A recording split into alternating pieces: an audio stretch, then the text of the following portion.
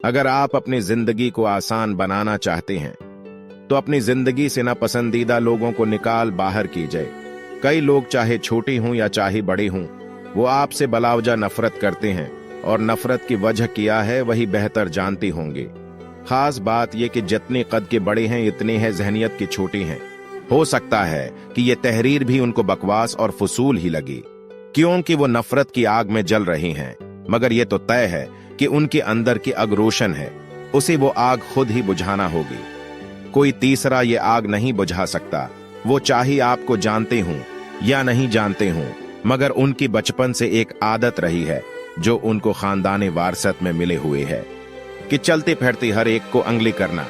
हालांकि वो ये कभी नहीं सोचते कि अंगली करने उसकी है अंगली बदबूदार होती है। हाँ, किसी रोज आप उनक की लपेट में आ सकते हैं और उनकी अंगली आप तक पहुंच सकती है। इसलिए अपनी जिंदगी के फालतू लोगों को अपनी कीमती जिंदगी से लात मार कर निकाल दें।